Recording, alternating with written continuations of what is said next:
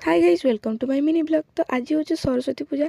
तो आम घर पाखे गोटे सरस्वती पूजा होता तो आम से जाकि पुष्पांजलि देलु आ दुई जन जाक दर्शन करके आसिलु माँ को।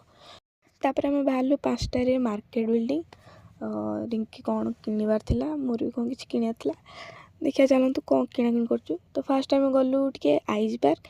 तो देखो ये केते सुंदर सुंदर फूल सब फुटी तो मुझे तार टे वीडियो नहीं गली। तापरे मु मोर रील्स करी रिंकी तो रील्स कलानी बाकी मु मोर करी फोटो हरिका उठे आसिलु मार्केट बिल्डिंग।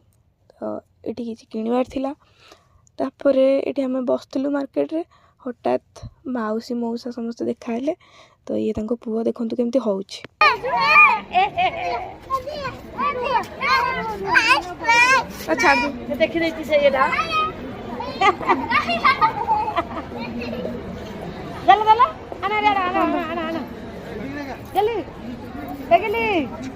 पुओटा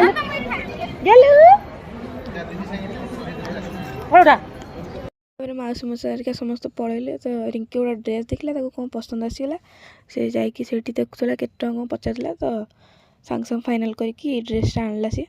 तापर आम गलु कंढे दुकान को से किछटा कंढे देखुलु बहुत क्यूट क्यूट कंढे गुड़ाक थे आम देखुलु कौटा नबू। तो फाइनाली चूज करके ये कंढेटा आणलु यहाँ बहुत क्यूट हो कंढेटा। तापर सब किणाकिणी सारिकी आम पलि आसलु दिन जाक घर को। तो वीडियो भल लगे लाइक एंड सब्सक्राइब करेंगे आ देखा पुणी नेक्स्ट ब्लॉग रे। तो रोची जय जगन्नाथ बाय बाय।